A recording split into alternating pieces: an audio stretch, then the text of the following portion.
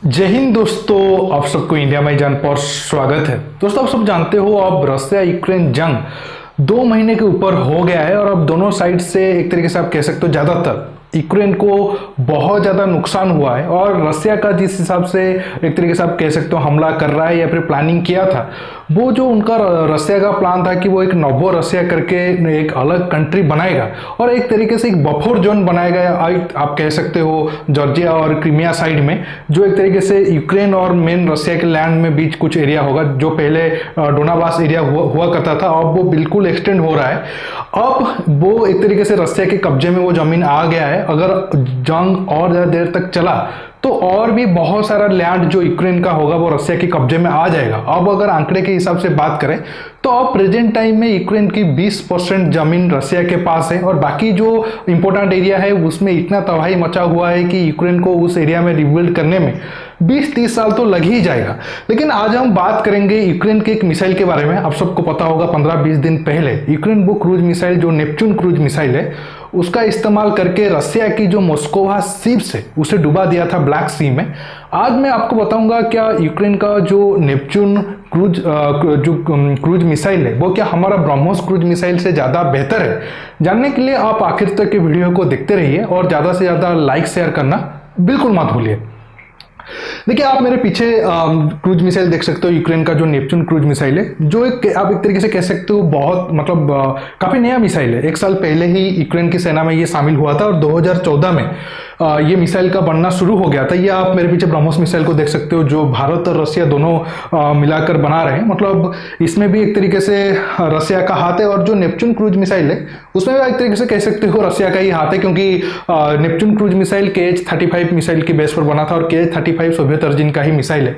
तो अब यूक्रेन और रशिया दोनों ही एक साथ हुआ करते थे। अब अगर बात करें ये दोनों मिसाइल में से कौन ज़्यादा बेहतर है या फिर कौन ज़्यादा ताकतवर है, नो डाउट ब्रह्मोस ही ज़्यादा ताकतवर है। ऐसा मैं इसलिए नहीं कह रहा हूँ कि ब्रह्मोस हमारा भारत का मिसाइल है और नेपच्यून दूसरे देश यूक्रेन का मिसाइल है, इसी वजह से ब्रह्मोस का तारीफ करना मतलब मुझे पड़ेगा, ऐसा नहीं है। अगर आप पॉइंट के हिसाब से देखोगे, टेक्निकल पॉइंट के हिसाब से ठीक है, मॉस्कोवा एक बड़ा क्रूज मतलब शिप था। देखिए ठीक है, मॉस्कोवा एक बड़ा शिप था, लेकिन और इसके साथ साथ सेकेंड वर्ल्ड वॉर के बाद रशिया का एक बड़ा वारशिप वो जंग में खोए हैं। इससे पहले रशिया कभी भी इतना बड़ा वारशिप जो तकरीबन 10,000 टन के ऊपर रिप्लेसमेंट का वारशिप रशिया कभी जंग में खोया नहीं था। लेकिन फिर भी नेपच्यून क्रूज मिसाइल एक तरीके से आप देखोगे तो वो ब्रह्मोस से आगे बिल्कुल भी नहीं है। अगर आप कंपैरिजन 3-4 पॉइंट के हिसाब से अगर लोगे तो ठीक है, दोनों एक तरीके से एंटी शिप क्रूज मिसाइल है। हालांकि ब्रह्मोस को हम और भी बहुत सारे काम के लिए इस्तेमाल कर सकते हैं, वो पॉइंट पर मैं आखिर में आऊँगा। वेट की बात करें तो 870 kg के ऊपर है जो नेपच्यून क्रूज मिसाइल है, लेकिन ब्रह्मोस 1.5 से 2 टन के करीब भी जा सकता है। इसके साथ साथ लेंथ और वो भी एक तरीके से ब्रह्मोस का ज़्यादा है। रेंज की बात करते हैं, वो ज़्यादा इंपॉर्टेंट होगा। रेंज जो नेपच्यून है वो तकरीबन 280 किलोमीटर है, जो ब्रह्मोस का एक तरीके से आप कह सकते हो जो नावाल वर्जन है उसका रेंज भी वही 300 किलोमीटर के आसपास है। लेकिन अब एक्सटेंडेड रेंज का भी टेस्ट किया जा रहा है, 400-500 किलोमीटर तक मतलब उसका टेस्ट किया जा रहा है। उस हिसाब से देखेंगे तो नेपच्यून से रेंज के हिसाब से जो हमारा ब्रह्मोस से वो आगे है। और बड़ा इंपॉर्टेंट पॉइंट हो जाता है कि नेपच्यून का जो स्पीड है, ये सबसोनिक क्रूज मिसाइल है, वो ये 1 मैक से नीचे की स्पीड से ट्रैवल करता है। लेकिन जो हमारा ब्रह्मोस है वो तकरीबन 3 मैक के करीब स्पीड से जाता है और स्पीड ब्रह्मोस का बहुत ज़्यादा एडवांटेज है जो नेपच्यून क्रूज मिसाइल में है नहीं। इसके साथ अगर आप देखोगे पेलोड ले जाने की क्षमता, जितना नेपच्यून अपने साथ ले जा सकता है उससे डबल ब्रह्मोस लेकर जा सकता है। इसी वजह से एक टारगेट को अगर आप डिस्ट्रॉय करने के लिए 2-3 नेपच्यून मिसाइल की जरूरत होगी, वहां पर एक ब्रह्मोस से काम हो जाएगा। इसके साथ साथ ब्रह्मोस में और भी बहुत सारे खूबियां है। ब्रह्मोस काफी लो ऑल्टीट्यूड में, ये हालांकि नेपच्यून क्रूज मिसाइल है, ब्रह्मोस काफी लो ऑल्टीट्यूड में फ्लाई कर सकता है और राडार दुश्मन की राडार में ये आसानी से पकड़ में नहीं आएगा। हालांकि नेपच्यून भी लो फ्लाई कर सकता है और वो जो मॉस्कोवा शिप है उसे तो डुबा दिया है। लेकिन टेक्निकली पॉइंट में अगर आप देखोगे ब्रह्मोस ज़्यादा बेहतर है। मैं आपको पहले दिखाता हूं जो नेपच्यून ने डिस्ट्रॉय किया था मॉस्कोवा को। आप देखिए, ये था मॉस्कोवा शिप, इसमें 2 नेपच्यून आकर हीट हुआ था। इसके बाद मॉस्कोवा का हाल ऐसा हुआ और जब उसको टो करके रशिया ले जा रहे थे वो बीच में डूब गया। मैं आपको अभी ब्रह्मोस को दिखा रहा हूँ, ब्रह्मोस जब इंपैक्ट करता है वो कितना खतरनाक इंपैक्ट होता है। आप देखिए, रिसेंटली 5-6 दिन पहले ही टेस्ट हुआ था और ब्रह्मोस ने कितना डैमेज किया था। अब आप कहोगे नेपच्यून तो ज़्यादा डैमेज किया था, लेकिन मैं अगर कहूँगा ये जो डैमेज हुआ है सिर्फ ब्रह्मोस मिसाइल से हुआ है। ब्रह्मोस में कोई वारहेड नहीं था।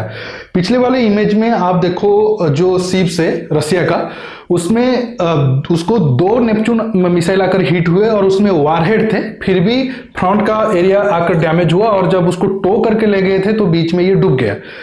ये वाले इमेज में आप देखो बिना वारहेड के एक ही मिसाइल ने इतना डैमेज बनाया है। अगर हम क्लोज व्यू थोड़ा और ले तो बिना वारहेड के इतना डैमेज हुआ है सिर्फ मिसाइल से।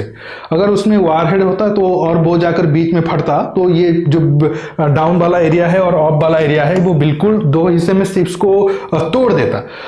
अब माना जाता है कि 1 या 2 ब्रह्मोस मिसाइल से जो अमेरिका का एयरक्राफ्ट कैरियर है उसे भी हम डुबा सकते हैं। ये तो इसी वजह से दोस्तों ठीक है, यूक्रेन ने काफी तेजी से नेपच्यून मिसाइल को डेवलप किया है। जब क्रीमिया एक तरीके से यूक्रेन के हाथ से चला गया था तब 2014-15 में ये प्लानिंग की और 2017-18 का टेस्टिंग करके 2-3 साल में वो अपने आर्मी को सौंप दिए। मिसाइल बनाने की स्पीड काफ़ी तेजी में हुआ और कुछ हद तक काम में भी आए, लेकिन ब्रह्मोस के बराबर नेपच्यून क्रूज मिसाइल बिल्कुल भी नहीं है। ब्रह्मोस उससे भी और ज़्यादा खतरनाक है। इसके साथ बड़ा एडवांटेज पॉइंट ये है, ब्रह्मोस को हम ना सिर्फ मतलब नावल स्विच में इस्तेमाल कर सकते हैं बल्कि एयर से भी उसको हम फाइटर एयरक्राफ्ट के जरिए एयर से भी नीचे कोई अगर ग्राउंड अटैक है उसे भी, मतलब ग्राउंड टारगेट है उसे हम कर सकते हैं।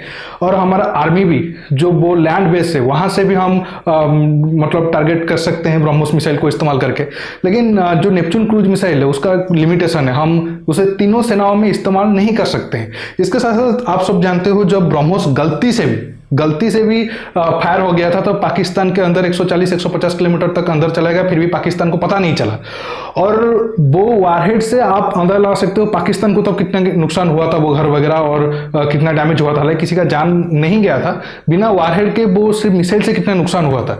तो इसी वजह से नेपच्यून एक तरीके से आप टॉमहॉक के बराबर कह सकते हो, लेकिन ब्रह्मोस के कंपेयर में ये मिसाइल बिल्कुल भी नहीं है। अब दोस्तों आज के टॉपिक में बस इतने ही। आपको ये वीडियो कैसा लगा नीचे कमेंट बॉक्स में कमेंट करके बताइए और ये वीडियो को ज्यादा से ज्यादा लाइक शेयर करने के साथ साथ आप मेरे चैनल को सब्सक्राइब करिए और सब्सक्राइब बटन के पास जो बेल आइकन है उसे प्रेस करिए ताकि आगे आप मेरे आने वाले वीडियो को मिस ना कर सके। दोस्तों रुकता हूं, बहुत जल्द और एक नया टॉपिक के साथ मिलूंगा। नमस्कार, जय हिंद।